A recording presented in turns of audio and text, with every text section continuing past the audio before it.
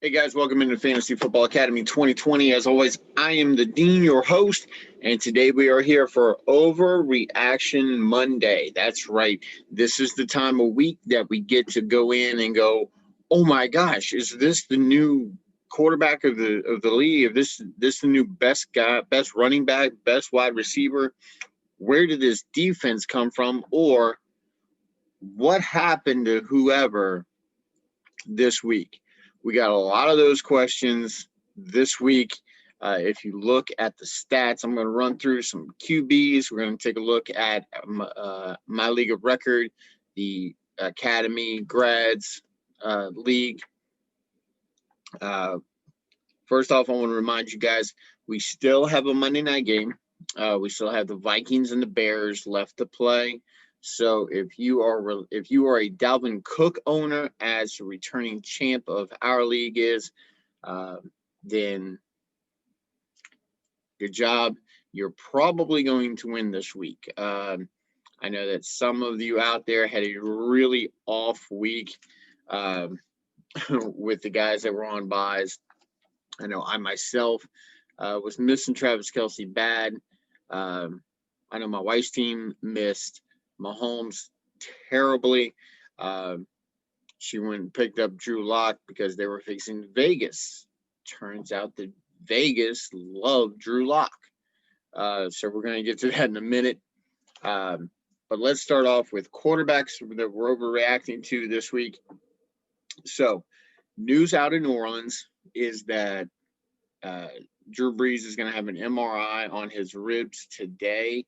There'll be more news coming out about that. And remember, like I've said on here before, I need you guys to have multiple outlets of information.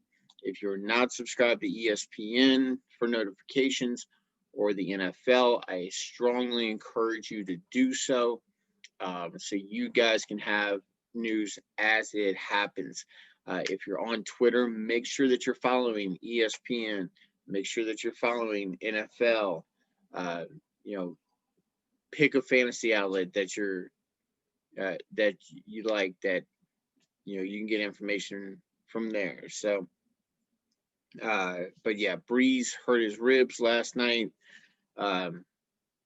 So Winston came in. Now, a lot of people down here in Louisiana are going to be like, "Oh my gosh, we lost Drew Brees. What are we going to do?"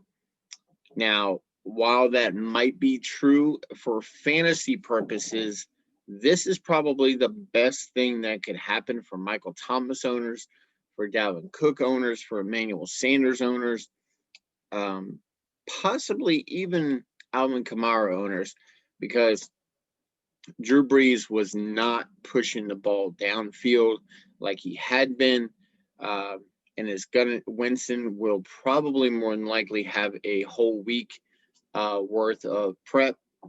So this is really addition by subtraction. We take out Drew Brees, we enter Jameis Winston, who, if we remember last year, had 5,000 yards, 30 touchdowns, had 30 interceptions, but he had 30 touchdowns. So if you guys remember Mike Evans last year, Chris Godwin last year, the whole reason why you drafted them as high as you did this year was because of Jameis Winston. If you've had these guys this year, you've had to deal with the Tom Brady effect, which is he'll throw to the open guy. Winston had two guys, Evans and Godwin. That was it. Okay. So what does he have in New Orleans? That's right. He's got two guys, Sanders and Thomas. That's it. So I'm looking forward to seeing Jameis Winston under center. The only thorn in the side, as always, with Sean Payton is going to be Taysom Hill. So to maybe temper your expectations, I'm not advocating that you go get Jameis Winston, but if you have Emmanuel Sanders, if you have Michael Thomas, it can be a bright spot. It can turn out to be a bright spot for your year right now, especially going for a playoff run. Remember, guys, we're getting ready to move into week 11. most fantasy platforms will start their fantasy playoffs for week 14, 15, and 16. If you're playing in a week 17 league where your championship is week 17, don't do it next year. Okay? I'm telling you guys, week 17 championships are absolutely the worst. You will find that across the board for pretty much any fantasy show that you watch. They will advocate no week 17 championships. It just doesn't work out. It just doesn't. But the next quarterback I'm going to talk about, one that Jameis Winston pretty much lost his job to, Tom Brady. Brady moved into Tampa Bay. We saw last week that he had the worst week of his career against the Saints. Did not throw for a touchdown, had 2 points, just under 3 points last week. This week came out, and I believe, let's just check, let's fact check this real quick. We'll pull this up. And let's see. Change this to all players.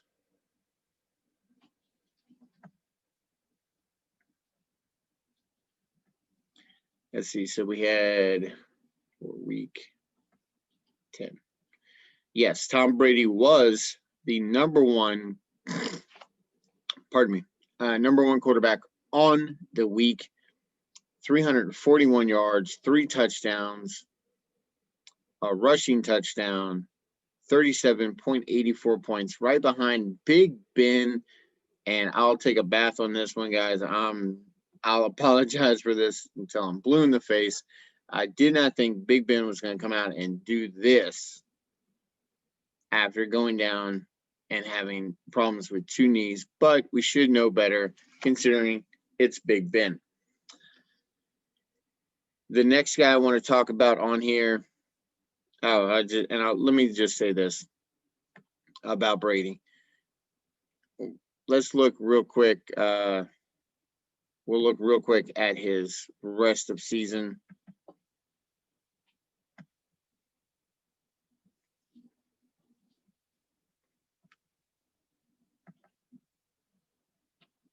Okay, so he hasn't had his bye yet.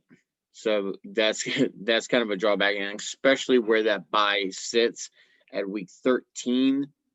But after the bye week for your fantasy playoffs, he gets Minnesota, Atlanta, and Detroit. Now, if the Saints can make this competitive for a playoff run and keep pace with the Bucs, then Tampa Bay will have no choice but to keep Brady in the lineup through week 16. These are awesome matchups. The next couple of ones, he gets the Rams, he gets KC. I don't think that they're going to be able to keep up against KC. So look for a loss coming there. The Rams, that defense, in my opinion, is better than Carolina. And then you get into the Vikings, the Falcons, and Detroit. Look, Detroit almost lost to Washington. They would have lost if it wasn't for a last-second field goal. They allowed a bunch of points in the second half. They had the game firmly in hand. They basically looked like an Atlanta team, except they won. Atlanta has the capability of putting up a ton of points. It's a divisional game for Brady, but it's Atlanta. They're not doing that well anyway. So we'll see what happens with that. But it's a very favorable matchup for Brady. And you see this dip right here. This is an anomaly pretty much. Here. Probably should have gone maybe somewhere here and then up a little bit. But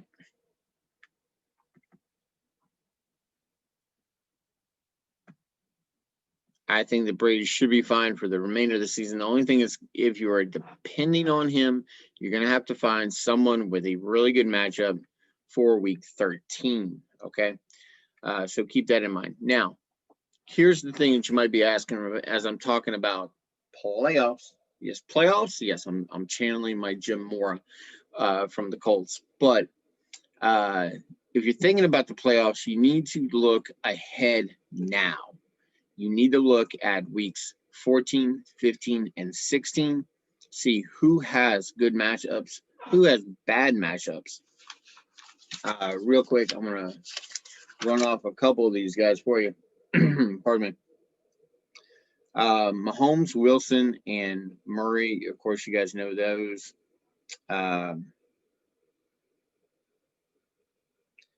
You need to look at trades.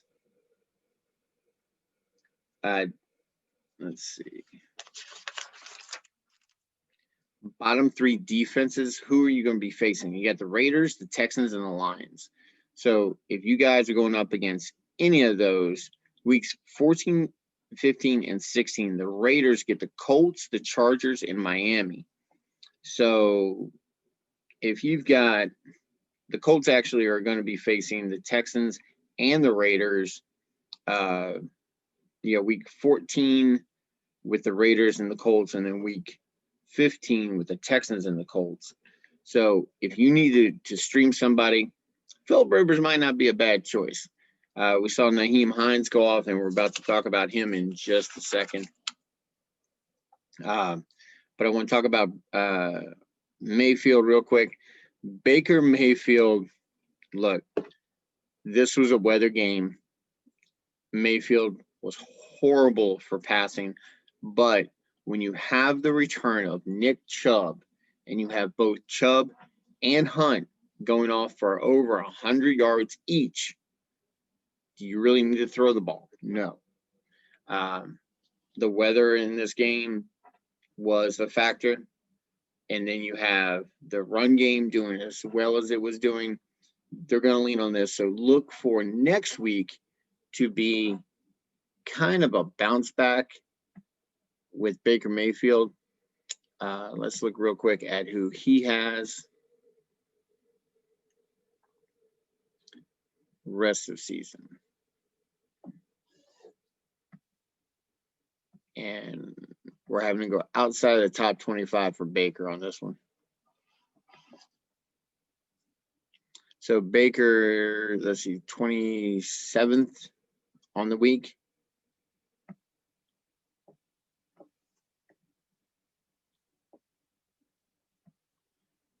So with the addition of Chubb coming back, we see here, now this game, this 7-point performance, if I'm not mistaken, that was a weather game as well. But we see that, Baker has the ability to give you a good production. I'm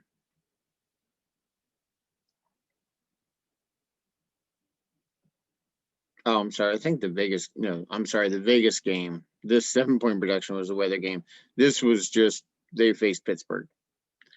Now, if we look down the rest of his season here, he's got a really good matchup if you take out Baltimore in week 14, which is kind of rough to do for the fantasy playoffs. But having Philly, Jacksonville, Tennessee, and then weeks 15 and 16, you have the Giants and the Jets. That could be a really, really good matchup going into the playoffs. So we see that he's able to be top tier here, throwing for 297. Now, he doesn't throw for a lot of yardage, but he does get you some touchdowns. That performance right there was a 5-touchdown performance. He has the weapons. If you're in a pinch, if you need someone you want to shore up, maybe a backup quarterback going into the playoff run, Baker's not a bad option to have for your playoff run, as long as your week 14 matchup with your starting quarterback is favorable. Next guy I want to talk about, Russell Wilson. Now, a lot of people were dependent upon Mr. Unlimited. as he has named himself. But we look down here, and we have to go almost to the bottom, just above the aforementioned Drew Lock. So Russell Wilson only having, let's see, what did he have on this? He did throw for almost 250, but no touchdowns. And that's kind of what really, really hurt Russ. They just got shut down by the Rams. So let's go here. Let's look at his rest of the season. And we see this guy gets Arizona on a short week Thursday. That should be a high-flying affair. There should be a lot of fantasy points in that. If you don't have at least part of that game, you need to go out and get it. Maybe Christian Kirk is available in your league. The tight ends, it was a rough week for tight ends. We'll get into that in just a second. But if there's any piece of this game available, go get it. Look at your running back options in this game. And let's see, we have Arizona, then Philly, then the Giants. He basically gets a healthy dose of the NFC East, along with the AFC East, playing the Giants, the Philly, the Giants, the Jets, and Washington. Then he gets the Rams again for week 16. So, that being said, I don't believe that this is going to be indicative of what you can expect from Russell here moving on. This is one of those games that you just throw out and you're just like, he had a bad game. Everybody has a bad game. You're fine. This week, it was kind of rough if you were depending upon Russell Wilson, Tyler Lockett, or DK Metcalf. So any of those guys, it was kind of rough. So moving into running backs that we're overreacting to. Nyheim Hines, and let's go here real quick.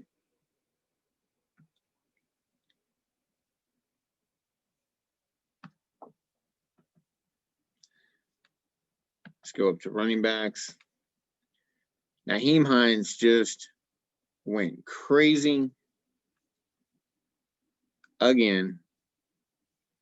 Wound up as the 4th and probably going to be winding up as the 5th after Dalvin Cook is done tonight.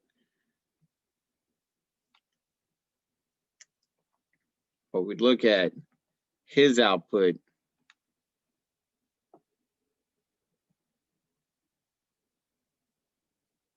So he gets 2 touchdowns. He gets 70 yards rushing, 45 yards receiving, a touchdown in both, 28.5 points. And this was on the Thursday matchup this week.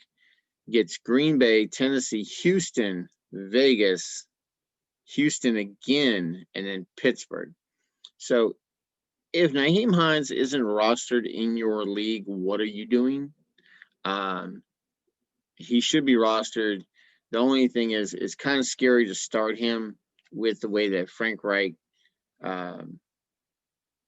likes to spread the wealth around. But here's the thing I want you guys to remember. Who is Nyheim Hines' quarterback? That's right, Phillip Rivers. Who does Phillip Rivers love? Pass-catching running backs. If you don't believe me, just ask Austin Eckler or any Austin Eckler owner from last year. And then this year, Eckler's kind of been out because of injury. But do you really see Justin Herbert being that check-down guy? No. Phillip Rivers has always been a check-down guy. He's always loved his pass-catching running backs. So Nyheim Hines, if you need a little boost in your running back, please go get Nyheim Hines. Another one that we saw that was kind of an anomaly this week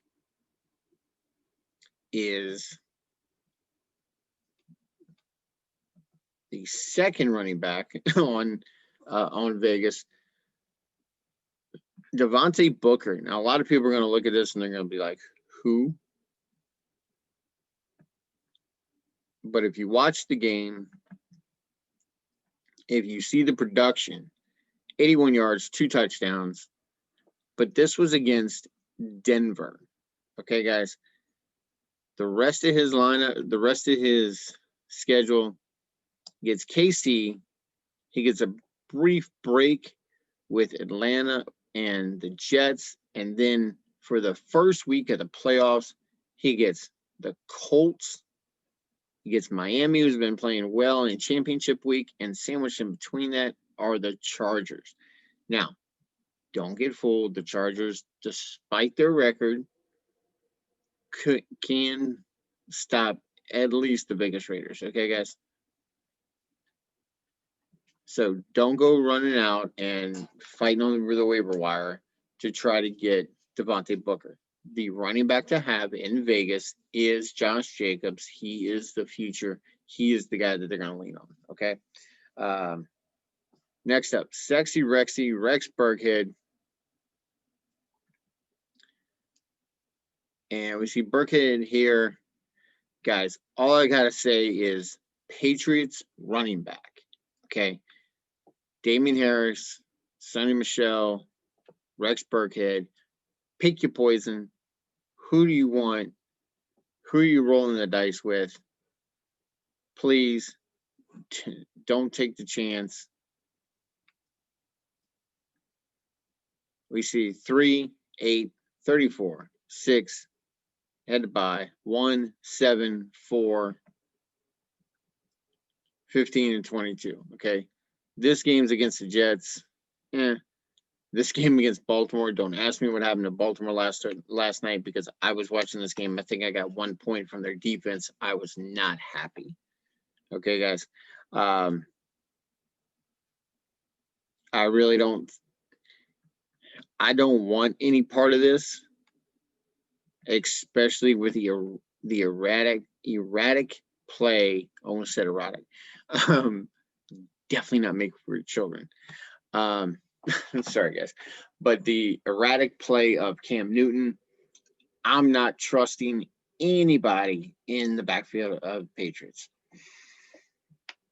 So, wide receivers. Look, this next guy, MVS. Don't ask me what happened to MVS.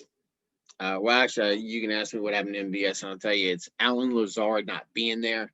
They were expecting him back. He is not. He was not back for week 10. However, he is scheduled to be back and expected to be back for week 11.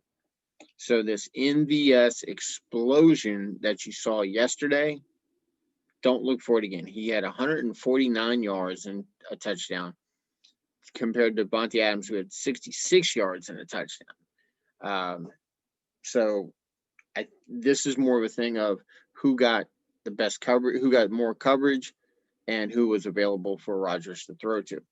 With having Lazard and MVS and Devontae Adams all together again, it's going to be Devontae Adams. It's going to be Allen Lazard. MVS will fall back. Please do not depend on MVS. He's too much up and down.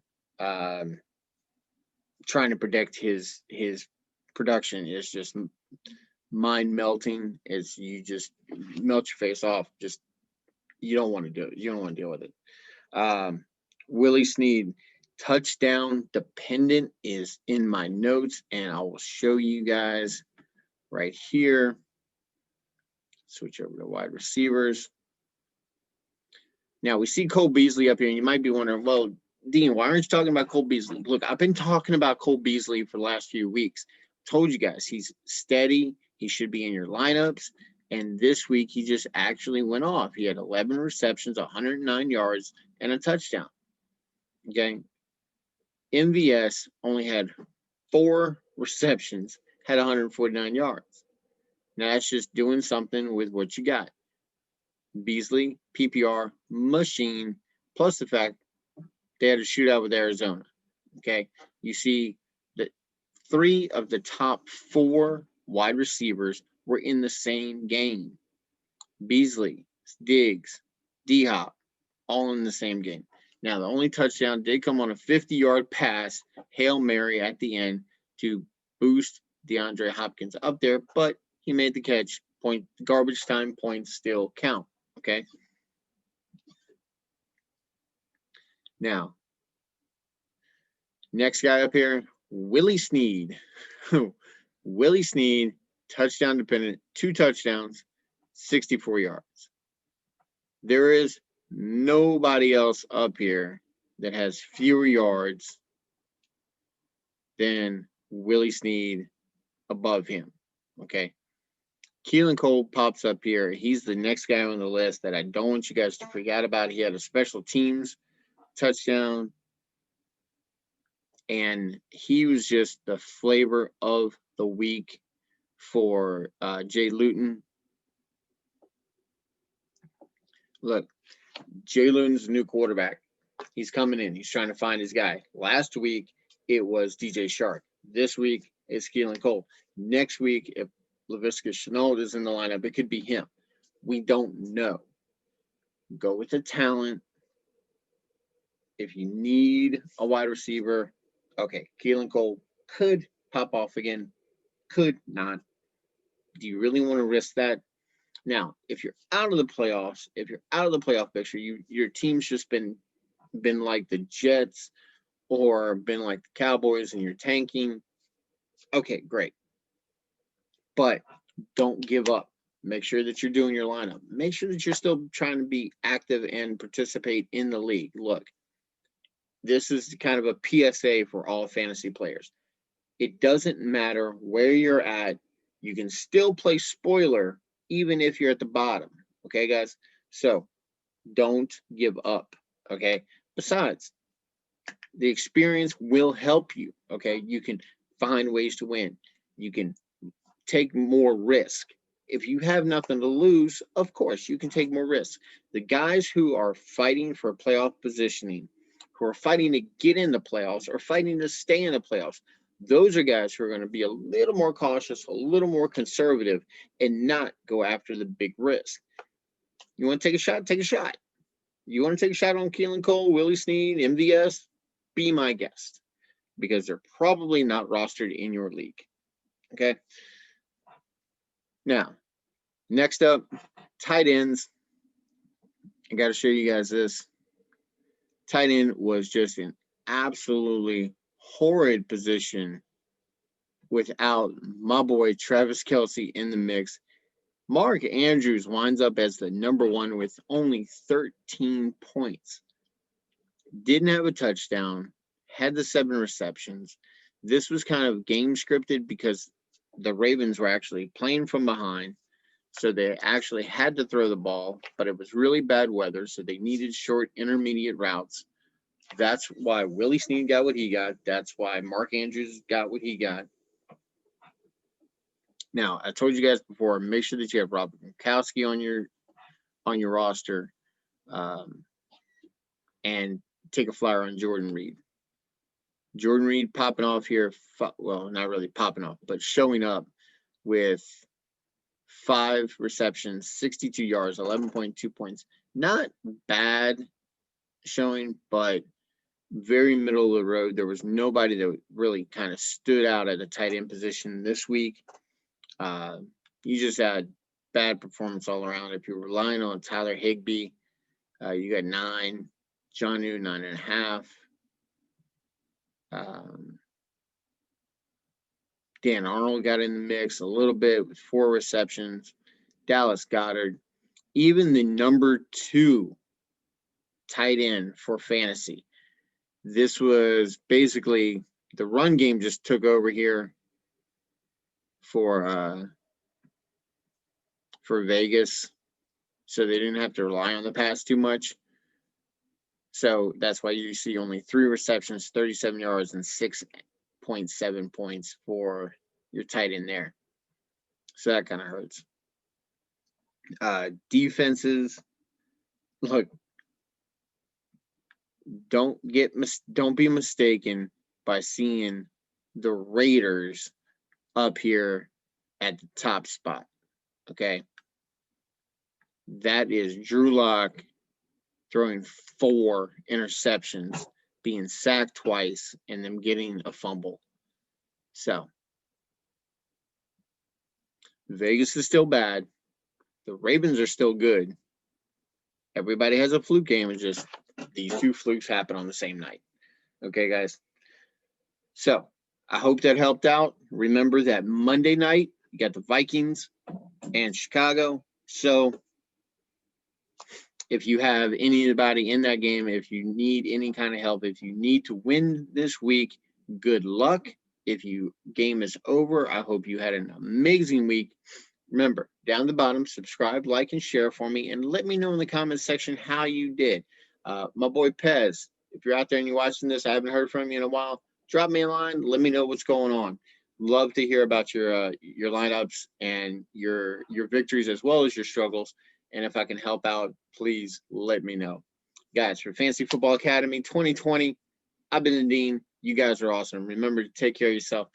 And remember, hashtag spoiler. If you're out of the playoff contention, you're not out of the league.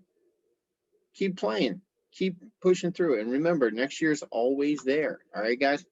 So take it easy. For Fantasy Football Academy 2020, I'm the Dean, and we'll catch you guys tomorrow for the waiver show.